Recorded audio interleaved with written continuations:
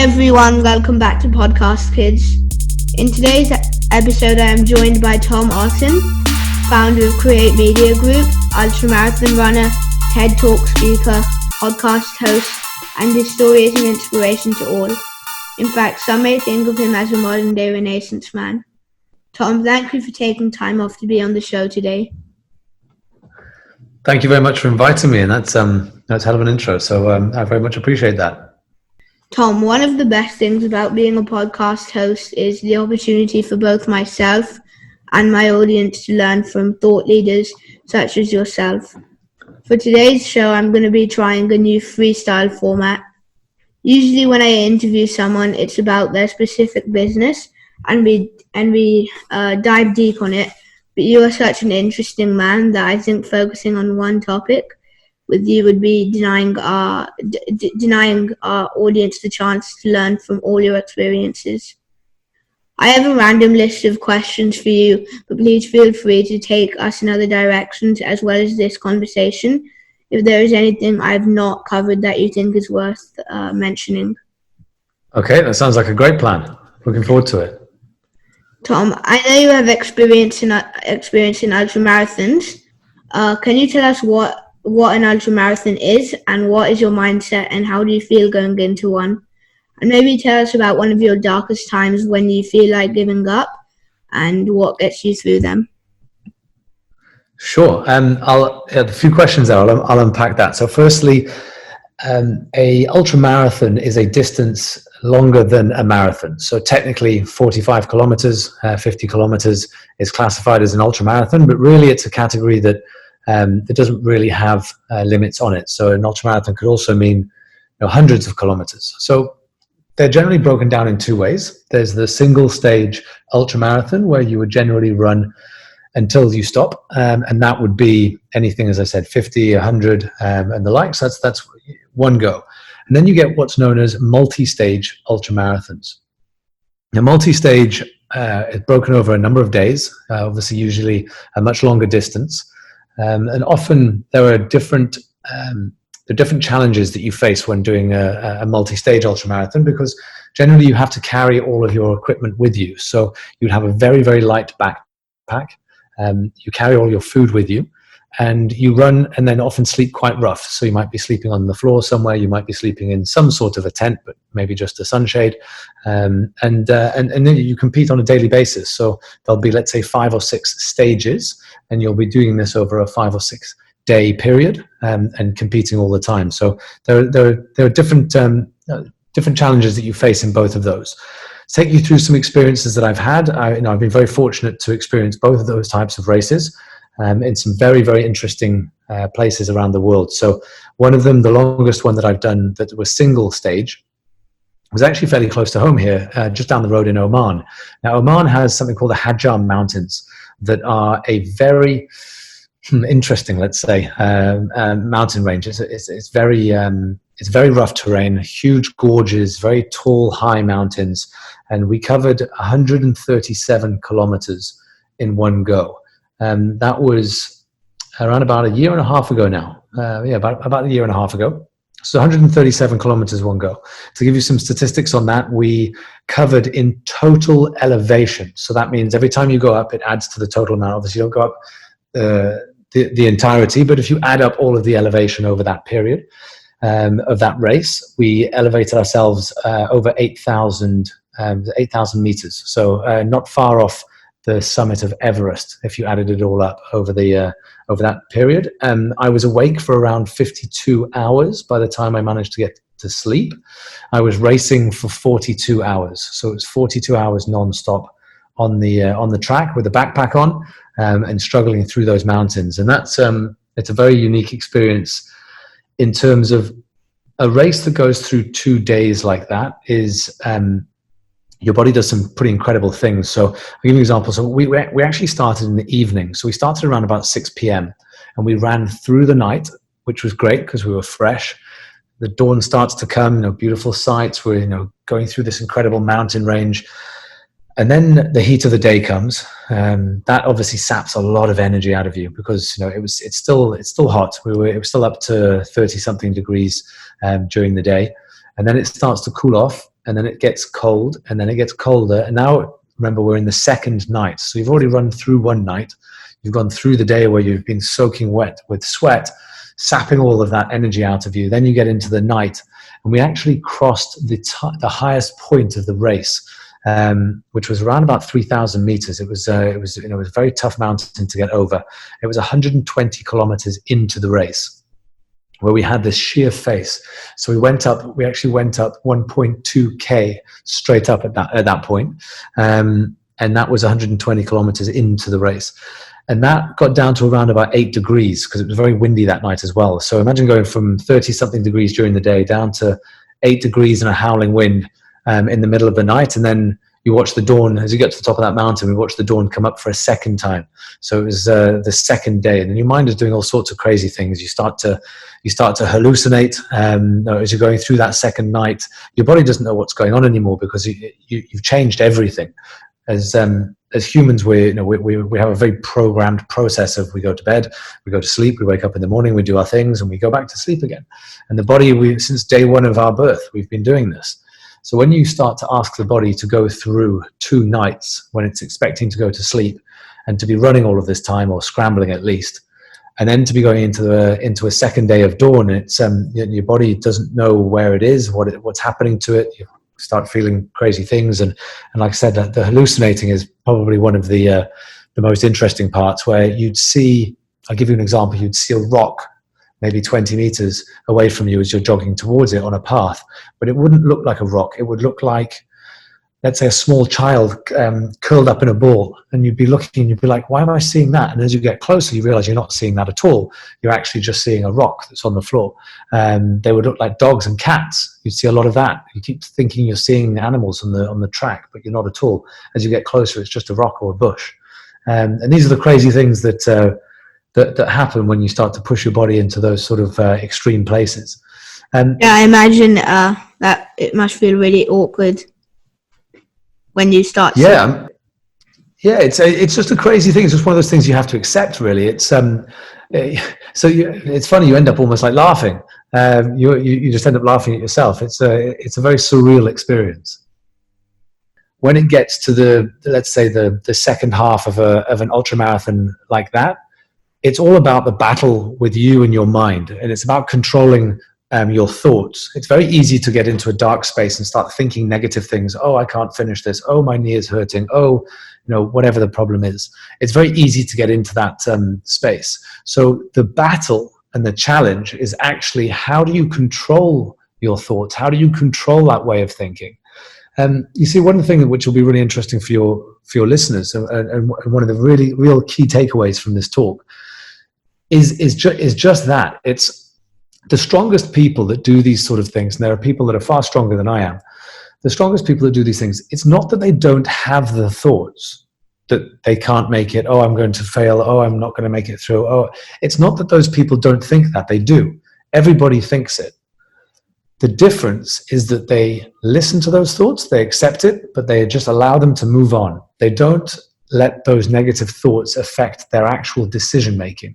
So I'm sometimes, for example, if I'm in that space, my mind is telling me, you're not going to finish because you're running out of water, you're dehydrated, your knee is really hurting, you're not going to finish this race. And your mind will always do that because your mind is programmed to protect you.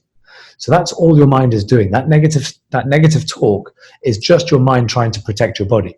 And as a runner and as an athlete, and even in a business scenario as well, any sort of high level of stress, those that succeed are actually the ones that do the best job in hearing that voice, but not necessarily listening to that voice. It's not that it doesn't exist. Yeah, I see your point. So I also wanted to ask, my dad does the 5 a.m. club, which I'm sure you've heard about. For those that haven't, you basically need to be ready at 5 a.m. to do 20 minutes of intense cardio, 20 minutes of meditation and journaling, and 20 minutes of deep learning. Do you follow a morning routine? And if so, can you share it with us, please? Sure. I think for me, my routine and where my focus lies is often dictated by my goals. So my goals change during different times. So I'll give it, what do I mean by that?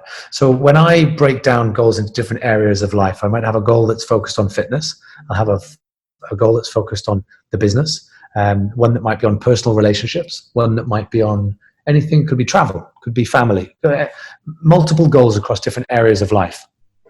And then it's a process of, in fitness and training, we call it periodization, which is a process of saying, right, well, right now, this is my premier goal. This is what I'm going to focus on. So a lot of my decisions then around my time and my morning routine and the rest of my routine focus around what am I prioritizing at the moment. To break it down into simpler terms, if I'm coming up towards a race, let's say it's a marathon or an ultra or any of these, my focus at that point is very much on the race, and that's my primary goal. So therefore, my morning routine and all of my routine, to be honest, outside of work, will revolve around putting myself in the best possible position to succeed in that race. So therefore, I will not be going out to see friends so much, less time for socializing, and focusing on what has to be done at work, not necessarily everything else, because work it can be all consuming. But it's prioritizing, let's say, a race. So I'm training a lot harder. I might be getting up even earlier, doing a lot more, focusing on recovery as well, because it's often overlooked but super important, and focusing on putting myself in the best possible position. Well, as soon as that race is finished, my priorities change. My priority might be, let's say there's something new that's happening within the company, or we win a big contract and we're focused on delivering that, or we've got a big pitch coming up to a new client. My morning routine will be completely focused on that. So for me, I keep it flexible. I do stick to morning routine in terms of waking up. Wake up between 5 and 5:15 every morning, and then decide what to do with my day. So sometimes I might be going running for 2 hours. That might be the majority of my morning, and then come back, recover a bit, and then I'm into work. Other times it might be stretching for 40 minutes and then getting straight into work because that's what I need to do. Other times it might be learning when I'm doing online courses. So I might maybe twice a week do something like that. So for me, just in summary, I think it comes down to not necessarily having a programmed morning routine that's the same every day, but keeping it flexible but always effective towards a specific goal that I might be chasing at that point in time. That's an interesting morning routine. I know your business is digital media and advertising.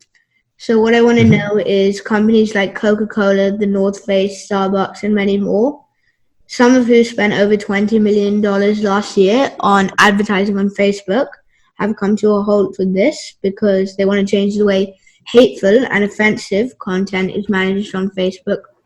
For example, if a politician says something that people might get offended by or feel is a reason to start heating things up, Facebook will keep the article up because they feel that everyone should be able to post an open opinion on Facebook.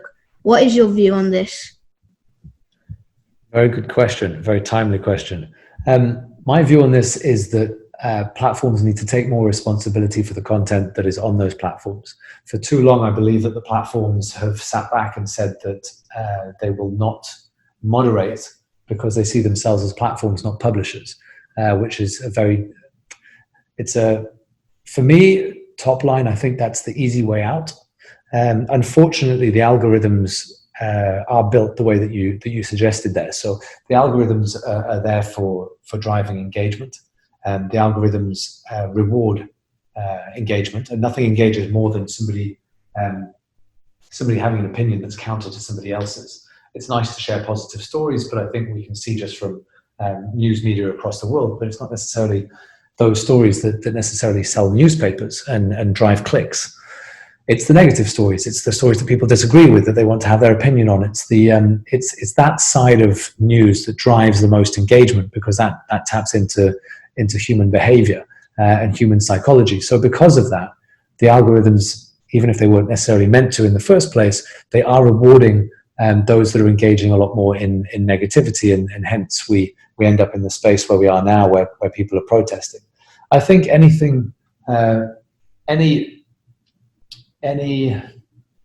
let's say movement that drives positive change in society is just that. It is positive. There are a lot of things that need to change in society, and with Facebook and the other social platforms having such an impact on every area of life, so many different levels, from business to personal to to everything in between, they have a responsibility to change and evolve as society changes and evolves. Unfortunately, what we've seen more recently, where you look from right the way through from the 2016 election in the US, but countless other examples before then and since then, that you could say that the platforms are driving division, that are driving segmentation amongst different areas of life. So again, in summary, I think that that the only way to affect real change is for it to affect business when it comes to something like this.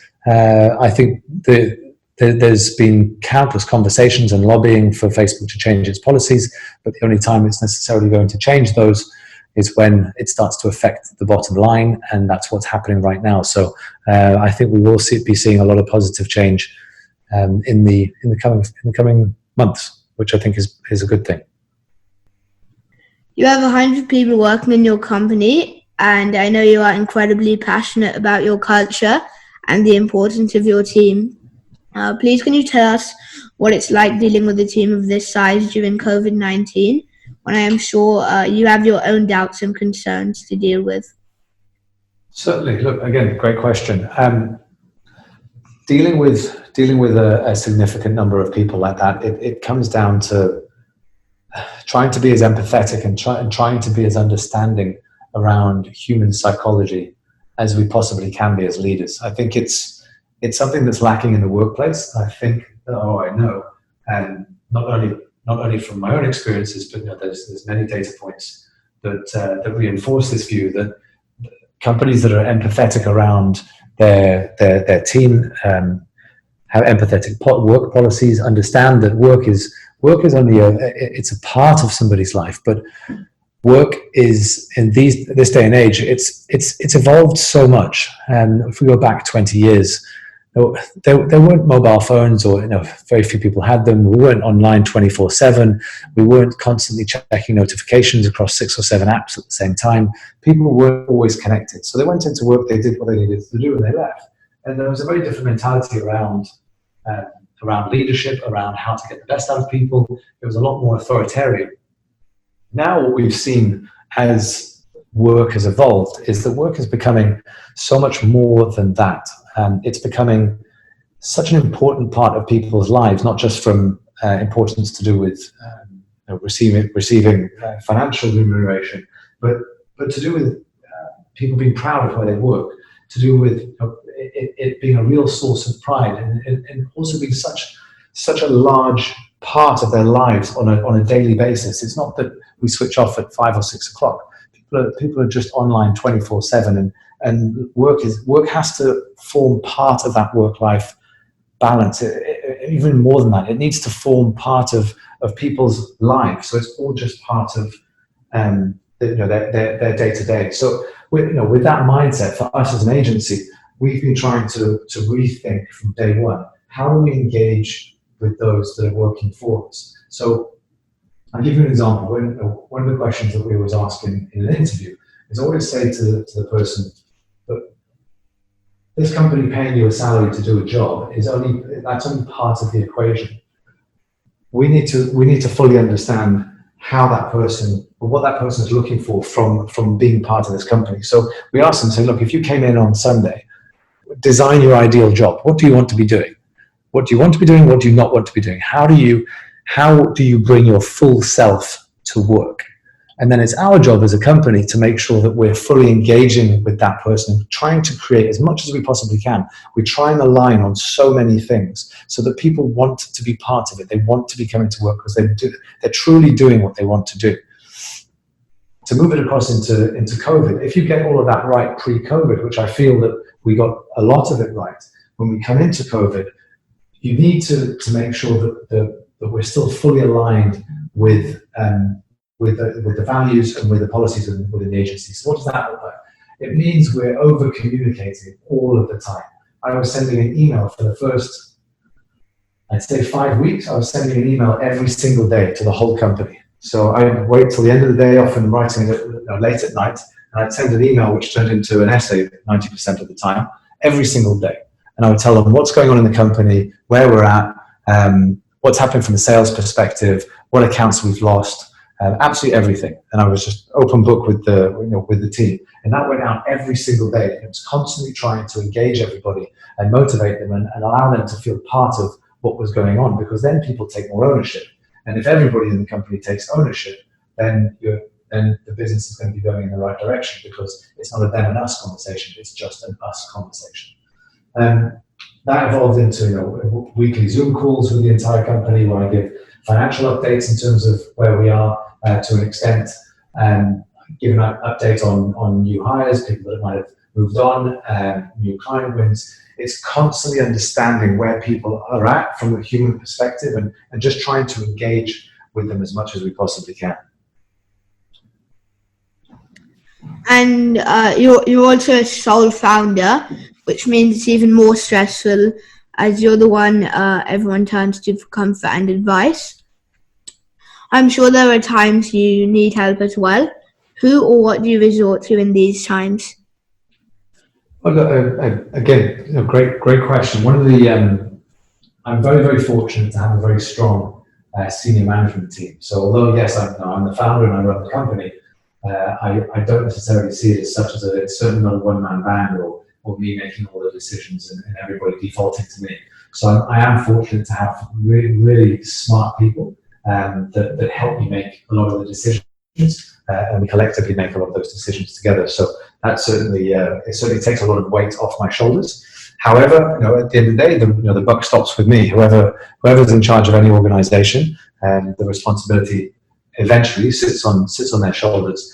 For me, it's an interesting question. I've spent a lot of time trying to learn as much as I possibly can myself from books, from podcasts, from just kind of I suppose from a self-awareness perspective, really trying to develop my skills in terms of human management, in terms of business management, to try and improve as much as possible. I have a couple of people that I speak to that are more experienced than I am, for sure, and I speak to them about different subjects. There's a few different people that I would speak to about different types of situations or problems that can come up.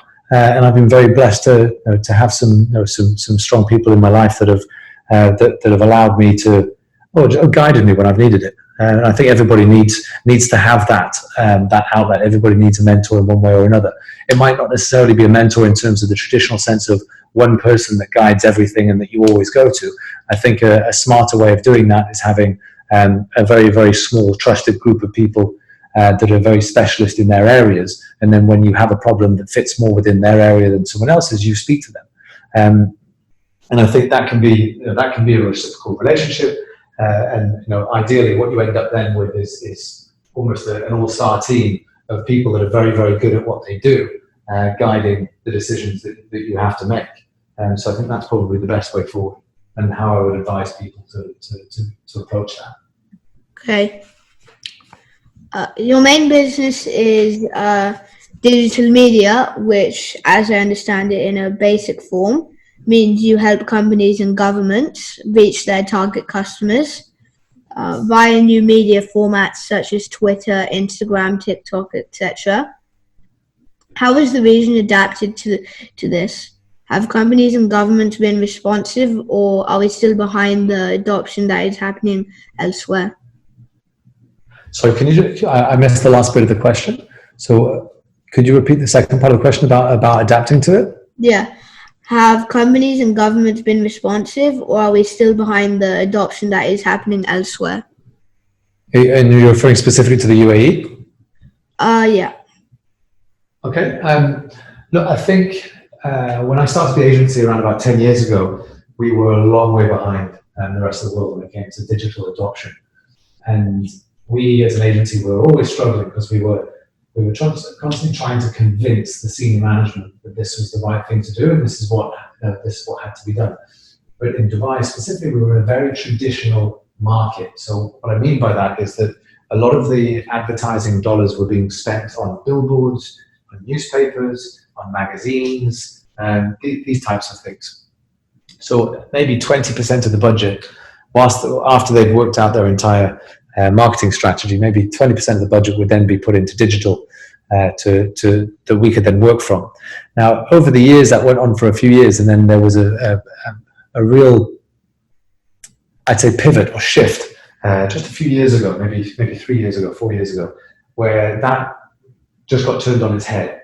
And that's what we're seeing now in COVID as well, but even more so. So we started as a country, so we started down that path from a marketing perspective of having more marketing dollars being put into digital than anything else a few years ago, and we were constantly, it was more and more and more. And now with COVID, it's drastically taken a leap forward. So what we're now seeing is that UAE is positioning itself as one of the most advanced digitally enabled governments and countries. We're seeing that with the rise of fintech and Dubai positioning itself as a hub. We're seeing that in terms of government services all becoming online and apps for everything. And then private companies follow suit because they take lead from government. So we're seeing, I'd say, a faster adoption rate than in most other countries because we're very fortunate to live in the UAE where things can move very, very quickly for a number of different reasons. And because of that, it's certainly supporting us as a company, but it's supporting our industry in terms of digital marketing and digital communications because everybody's becoming more digitally enabled. And what COVID has done is just drive us further along that path. So everybody anyone that hadn't really done much grocery shopping online all of a sudden has become very au fait with doing that. People purchasing all sorts of products online that they wouldn't necessarily have done before.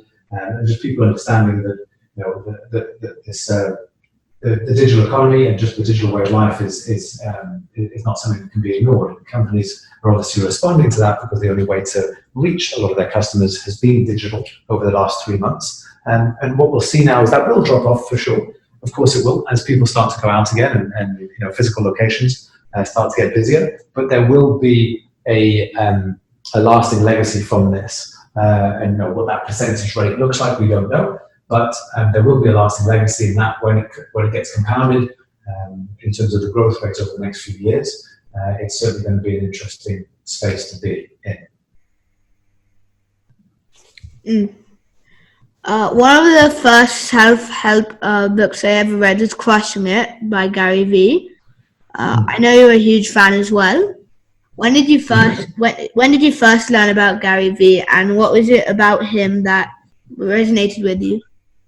Sure, good question. I came across Gary Vee from, I don't really know when the first time, I don't know who it was that introduced me, but I came across a podcast and I started listening just as I started to get into running actually. So I'd say it was a little bit afterwards, maybe 2016, 2015. 2014, 2015, around about there. I started listening to the Ask Gary Vee show. I found it very interesting because he's running a digital agency that's it's larger, but not too dissimilar in terms of what it delivers to what we do as an organisation. And as I was starting to grow that business, we were starting to see some real traction. I could understand a lot of what he was saying in terms of it was very, very relevant to me. So I listened to a lot of what he was saying, and I certainly credit him with the change and the shift of thinking that I had certainly around management of people, being very empathetic as a leader, and really trying to get the most out of people. That resonated with me because it was the way that I was brought up. My parents are very much like that, and that's the environment that I grew up in. So all of these things came together, and I suppose it almost gave me the validation that this is the way it should be done in business, because we were creating an environment that was very positive and that was very welcoming and diverse, and we were trying to do everything that we could to create the best work environment at the time. But I didn't necessarily have that many people to look up to in terms of real businessmen that had built real organizations that were doing very, very well, that had implemented that to such an extent. So I kind of was not sure if, is it weakness, for example? We're not being hard enough in terms of how we drive the business forward.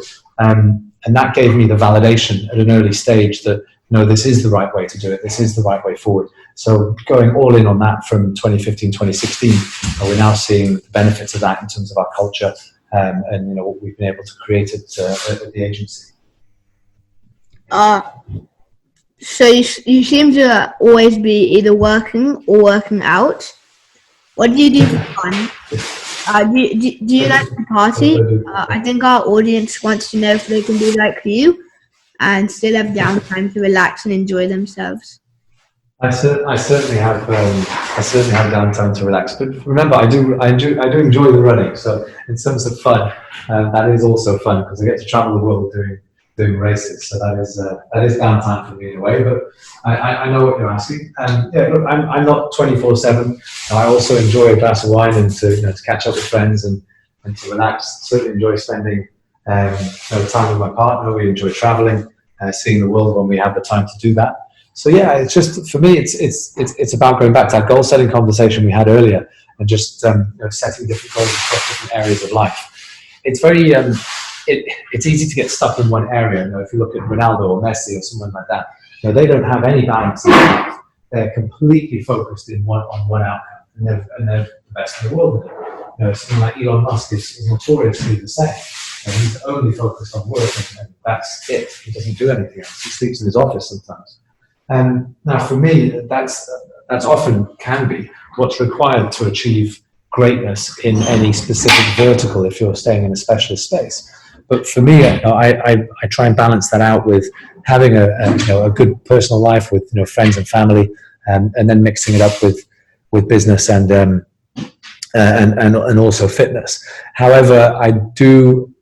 All of that time is quite focused, to be honest. So it's not. I do try and focus as much of it because I want the most out of all of it. I don't really sit around too much. So if I'm going to see friends, I'm doing something with my friends, and then I'm coming back to work or doing something else. It's just if you compartmentalize life and you keep it quite focused, then you can achieve a lot in many different areas. That's my top line philosophy on that. Tom, it's been an absolute pleasure to learn from you today. Before we end our podcast, I'd like to ask you some random questions. Go for it. What is the most worthwhile investment you've made? Oh, that's a good question. Most worthwhile investment I've made. Yeah, look, I'd say I'm trying to think. It's probably one of the books that I've read early on. I'm just trying to think back to a few of them, but I would definitely say, depending on the vertical. So for me, it's let's take business for example and set up an agency. So let's flip that. It wouldn't be necessarily a book. It would be the time invested in understanding as much as I possibly could from those that are smarter than me. You can take the Gary Vee example. The amount of hours that I've spent listening to the Ask Gary Vee show back in the early days, I don't consume as much of his content anymore because, quite rightly, it is quite repetitive because he's trying to teach the core principles of his thinking. But in the early days, I was consuming everything. So back in those early days, all the time that I invested in learning now has given me the tools to be able to make decisions a lot faster and with a lot more confidence because I feel that I've got a broader sense of understanding. The key thing that I think the takeaway from this is you don't have to experience everything yourself to be able to have the knowledge in order to make decisions based on that. You can also learn so much from others that have gone through this process. And 99.9% of anything that we do, somebody else has already done it and probably written a book on it. So many of the problems that we might come across in any area of life, there's already somebody that's figured that out. So it's understanding that you don't have to fail at everything just to understand how not to fail. You can read about that, you can listen to it, and you can understand that from others. Next, what is the best advice you can give someone? Best advice that I can give to somebody, it would revolve very much around self-awareness. I think one of the things that has given me peace in my life is acceptance and self-awareness. And when I was a bit younger, I was very conscious of, I started the business when I was quite young, and the business before that. And I was quite conscious of the fact that I thought back then, wrongly, that if you're the leader, you should have all of the answers and you should be the best at what you do. You should be the best person in the room. Now, the problem with that is that drives flawed decision-making. It drives negative behavior because you end up protecting what you perceive to be your reputation in front of others because you're constantly trying to be the best. So someone might get angry if they're challenged, for example. Somebody might make things up, even if they don't know them. it drives a lot of negative behavior. As soon as you become more self-aware, what I mean by that is really, really, really understanding where your strengths are and where your weaknesses are. And you can do this at any age. And you say, I feel I'm really good at this. I'm really passionate about this. But over here, I'm not so good at that. I can work on it, but it's not going to be a core focus for me. But everybody has it. The greatest people in the world that you can look up to, everybody has these different areas of strengths and weaknesses. And I think that once you understand what yours are and you accept them, and that's the important thing, it's that you accept the fact that you're not the best at X, but you're pretty good at Y. It's then really focusing and really, you've got the opportunity to design your life, right? Whatever you do, everyone's got the opportunity to design their lives. It's understanding how do you design your life built around where your strengths are and where your weaknesses are. In business, it's an easy analogy. You hire people that are good at the things that you're not good at. That's quite an easy analogy. But then if you look at more broadly, where are you spending your time? What are you investing in? What does your friendship group look like? It should all be focused around where your strengths are and where your weaknesses are, so that you can continue to grow and not feel insecure about it. Yeah, that's what Nelson Mandela said, actually. And my dad also always tells me to speak the least and speak last, so that you can learn from the other people that are speaking. That's very good advice. Very good advice. Who have you learned most from? Who have I learned most from? Different areas of life, different areas of life, different things. So I wouldn't say that there's one person that's taught me the most, because I think my life is quite segmented. And there are certainly people in the mental strength space, in the, let's say, the ultra running space, the communities that I'm involved in, the team at Inner Fight, which is my running club, my endurance club that I'm involved with, have a very, very strong ethos around mental strength.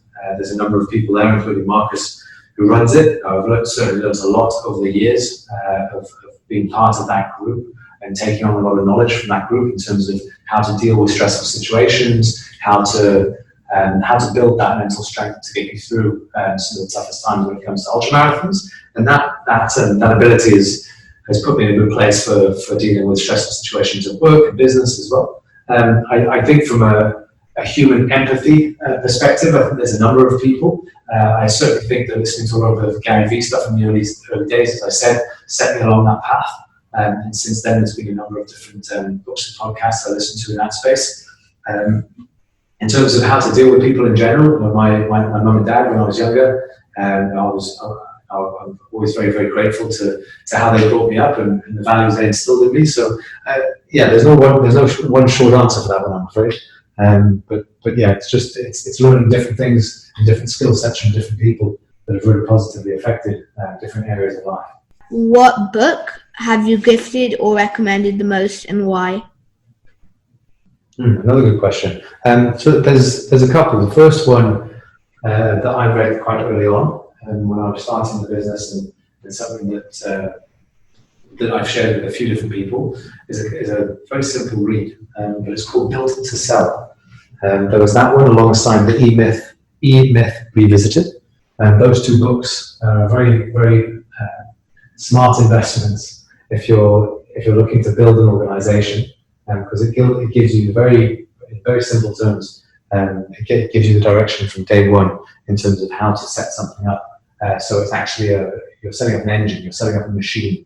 You're not setting up something that revolves around one person, but when you pull that person out, the whole thing comes down. Because then you're creating a job, you're not creating a business, you're creating a job for yourself.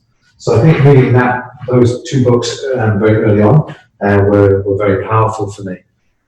Since then, Tribe of Mentors is something that I've enjoyed going back to quite a few times.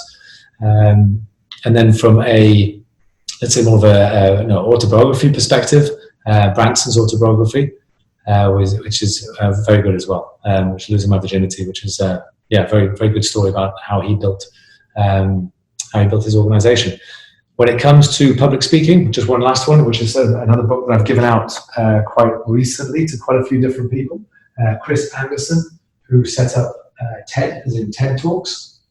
He wrote a book called The Official Guide to public speaking, and that's a book that I have used a few times before any of the big talks that I've done. I've also gifted that to a few people over the last few years that have been struggling in terms of public speaking. So that's a very useful one. And what book are you currently reading? What book am I currently reading? Right now, I'm not actually reading anything, but I've just bought 2 books, and I'm looking at right now. One is called Surrounded by Idiots, which is a discussion of the 4 types of human behavior and how to understand those that cannot be understood. So what that does is, I've read the back of it and it got recommended. It breaks down people into 4 different groups in terms of how they communicate, and then it allows you to understand how to communicate with each of those 4 groups. So if somebody falls into a particular category, you might deal with them, or you would deal with them in a different way. You would speak to them in a different way, and you engage with them in a different way, because that's how they process information. And the other book that I've got here that I've just had delivered, it's called Rework. Now, Rework is a book around reimagining how the office space and how organizations can work in general from a systems and processes perspective. So those are 2 books that I've got in front of me at the moment.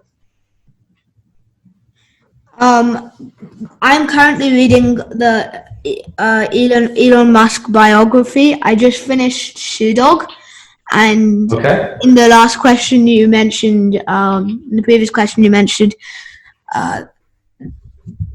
Richard Branson's autobiography. I have that book. I'm reading it right after, as soon as I finish the Elon Musk biography. Well, all I can say is that I would love to have read all of those books when I was your age. So I think you're certainly on the right path. Those are some great books. I think you're going to learn so much. So kudos to you, mate. Thank you. And for my final question, I wanted to ask: are you willing to be my podcasting mentor? Sure. Let me know how I can help you, and I'll help you.